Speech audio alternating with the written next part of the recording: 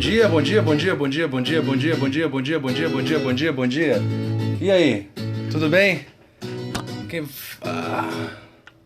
Travando muito? Sai e volto. Moço, meus amigos do IFA adoraram sua aula ontem. Ah, que bom, você tava lá? Você tava na aula ontem? Aula do IFAR, que legal, ontem à noite, dei aula no IFAR. Que bom que gostaram. Apesar daquele quadro horrível, né? Legal? Pessoal, bom dia. Bom dia, bom dia, bom dia. Tudo de bom? Tudo bom com vocês? Por favor, compartilhem a transmissão. Por favor, compartilhem a transmissão. Hoje nós vamos para mais uma microaula. Eu sempre vou com eles para o IFAR, fico estudando em outra sala. Ah, que legal, bacana. Legal, que bom que gostaram, né? Que bom. Meus amigos, olha só, nós vamos trabalhar hoje com um ponto que, mais uma vez, a doutrina geralmente não aborda muito bem. Aparece esse ponto no livro do professor Capês, talvez algum resumo desses da USPOD também apresente, mas os grandes doutrinadores não tratam disso. E aí, quando cai em prova, pode gerar alguma confusão. Então, para ajudá-los, para ir preenchendo essas lacunas do estudo, eu trago esse debate hoje aqui com vocês. Bom, quando vocês estudam os crimes qualificados pelo resultado, chamados crimes agravados pelo resultado, geralmente se estuda o crime pré-terdoloso, né? Então, você tem a cabeça do artigo descrevendo uma situação de dolo e um resultado agravador a título de culpa que qualifica ou aumenta a pena do crime, não é? Então, a possibilidade que geralmente se apresenta e que realmente mais cai em prova é a situação do crime pré-terdoloso, não é? Mas, deixa eu jogar aqui no slide para vocês, existem também os chamados crimes pré-terculposos e outras possibilidades. Porque quando a gente está falando de crime agravado pelo resultado, a gente está falando das seguintes possibilidades. Eu posso ter no fato antecedente, ou seja, na cabeça, no caput do artigo, eu posso ter dolo ou culpa, e como fato consequente, eu também posso ter dolo ou culpa. Então eu posso ter todas essas combinações, dolo, dolo, dolo, culpa, culpa, dolo e culpa, culpa. Eu posso ter todas essas possibilidades, legal? Então, o que é importante é que você conheça essas possibilidades para não ser pego de surpresa no dia da prova, beleza? Então, só passando essas possibilidades para que você não seja pego de surpresa no dia da sua prova. Fechou? Fechou? Fechou? Fechou? Então, rapidamente, como sempre, minha aula rápido e ligeiro. Próximo slide. A primeira possibilidade seria dolo no antecedente e dolo no consequente, ou seja, dolo, dolo, que é a maioria dos casos, né? A maioria dos casos. Então, o sujeito, na cabeça do artigo, no fato antecedente, ele quer o dolo e como consequência, ou seja, uma consequência no resultado agravador, ele também tem dolo. Vamos usar aqui como fato antecedente desferir um soco em alguém, ou que seria lesão corporal, ofender a integridade corporal ou a saúde de outrem. E como fato consequente, deixar uma lesão permanente resultante dessa lesão.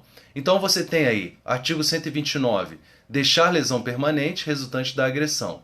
Legal? Então o sujeito tem dolo no antecedente e dolo no consequente. Dolo de lesionar e também, no mínimo, assume o risco de deixar uma lesão permanente consequente dessa lesão. Aqui no Distrito Federal aconteceu um fato em que o moleque foi espancado, muito espancado, por um grupo de lutadores. Como resultado, uma das lesões à saúde dele é que ele ficou sem olfato. O moleque perdeu a capacidade de sentir cheiro. Ele apanhou tanto no rosto que ele perdeu o olfato. Esse foi um fato, né?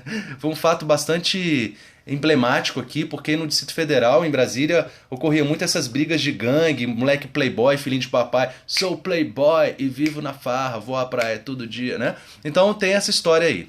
Beleza? Então seria dolo no antecedente, dolo no consequente, seria a primeira possibilidade de crime agravado pelo resultado. Legal?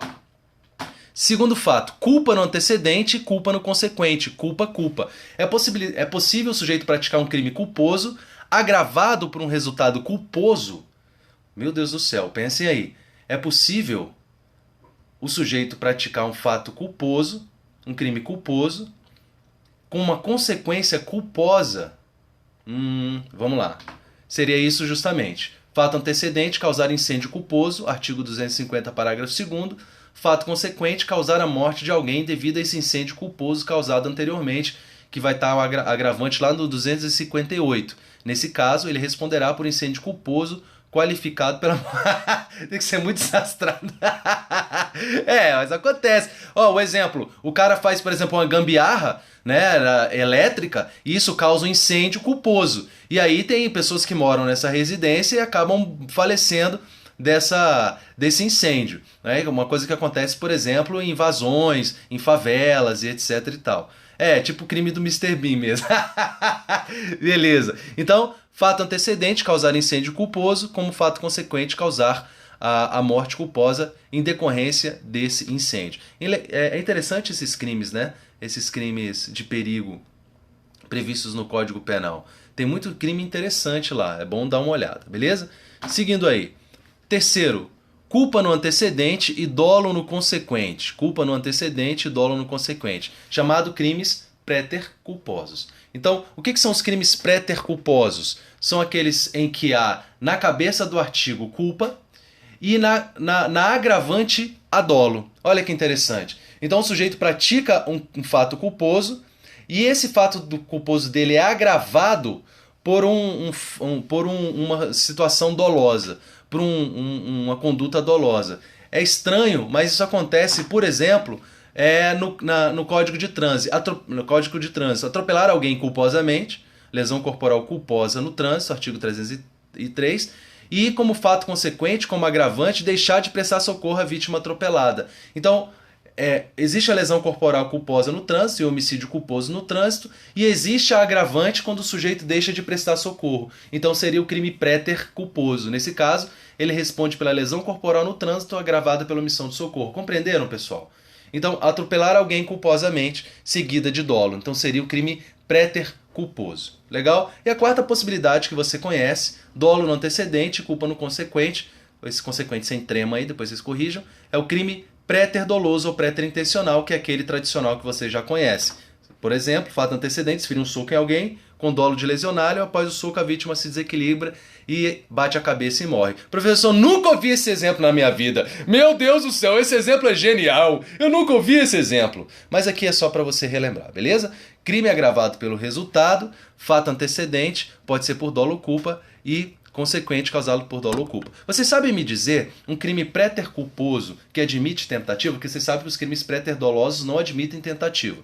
Vocês sabem me dizer um crime préter doloso que admite tentativa? Vamos ver se vocês se lembram.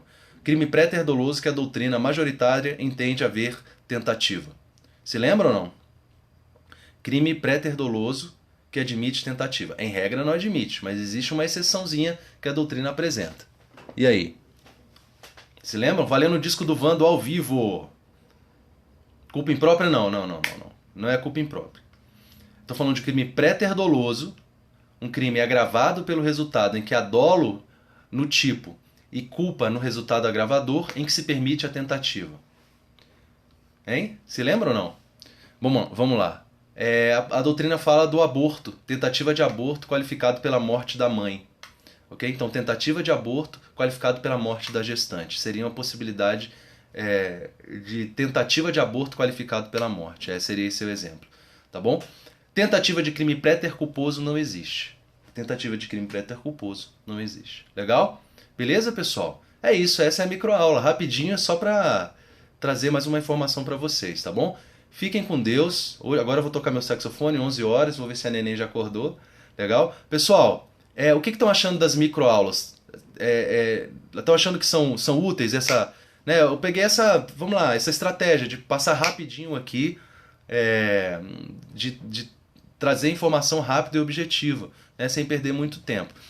Quem quiser ficar um pouquinho aí, é só passar um aviso aqui para vocês, igual em missa, né? Você assiste a missa toda, aí no final tem os avisos finais. Então, só um aviso final aqui, pessoal. Eu estou escrevendo um livro sobre técnicas de estudo especificamente para os concursos de delegado. Então, cada dia eu estou escrevendo um pouquinho e acredito que talvez em 2 meses eu consigo terminar esse livro aí, tá bom? E aí eu vou disponibilizar para a venda um e-book o e-book, eu ainda não tenho o título do livro, mas é baseado no meu programa de metas, né, e as técnicas que eu ensino para os alunos que eu venho discutindo com vocês aqui já há algum tempo.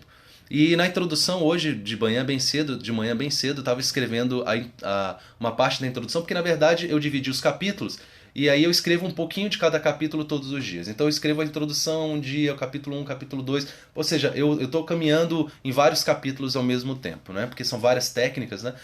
E aí às vezes eu estou mais inspirado para falar de uma técnica e tal.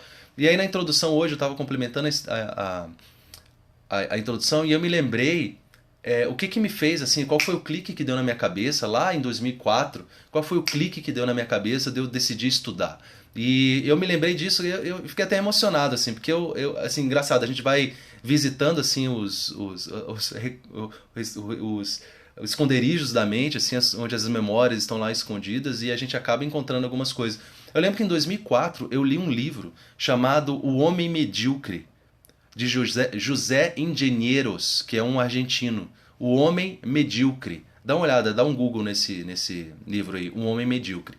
E aí, nesse livro, O Homem Medíocre, ele fala sobre justamente aquelas pessoas. Então ele fala sobre a mediocridade do ser humano em vários aspectos, né? Mas interessante que o José Engenheiros ele descreve o que é o homem medíocre. E quando eu li esse livro, eu me percebia em vamos dizer, em vários exemplos dele. Ou seja, eu me senti um homem medíocre. O homem medíocre dele não é um homem necessariamente estúpido. O homem medíocre é aquele que aceita viver a média da sociedade. Ou seja, ele aceita ser um homem médio, por isso medíocre. Ele não busca a evolução intelectual, a evolução espiritual, a evolução humana em si. Ele fica preso, vamos dizer, naquela própria mediocridade. E ele aspira apenas uma coisa: ser medíocre, ser médio. Então eu percebi, caramba, eu sou medíocre porque eu quero viver a média da sociedade. E aí me deu clique e eu falei assim, não, cara, meu espírito busca algo. E foi por isso que eu busquei estudar. E aí o conceito dele eu vou ler para vocês aqui sobre o que ele considera um homem medíocre. Ele diz assim: os homens medíocres são aqueles que permanecem sujeitos a dogmas que os outros lhe impõem, escravo de fórmulas paralisadas pela ferrugem do tempo. Suas rotinas e seus preconceitos parecem-lhes eternamente invariáveis. Sua obtusa imaginação não consegue perfeições passadas, nem vindouras. O estreito horizonte de sua experiência constitui o limite obrigatório de sua mente. Então, se você não quer estabelecer esse limite da mediocridade para sua mente, o estudo, a busca da evolução espiritual, intelectual e humana é o que você deve fazer. É isso que eu busquei, isso que se tornou uma constante na minha vida, beleza? Então é isso mesmo, sair da zona de conforto e sair da mediocridade. Saiam da mediocridade todos os dias. Todos os dias busquem sair da mediocridade. Sair da mediocridade é sempre buscar o algo a mais, sempre se libertar dessas amarras, tudo bem? Dada a mensagem, fiquem com Deus, até a próxima. Vou indicar o livro para colegas que estão para concurso de delegado, gosto de objetividade. Valeu, Nath. Pessoal, fiquem com Deus, tá? Felipe, seu monstro, parabéns aí, tá sempre presente. Não é motivacional, Gisele. Não, isso não é motivacional. Motivacional, vamos lá. Foi motivacional. Mas vamos lá. Pessoal, até a próxima. Fiquem com Deus. Beijão a todos. Tchau. Esse vídeo vai pro YouTube. Esse vídeo vai pro YouTube agora. Tchau.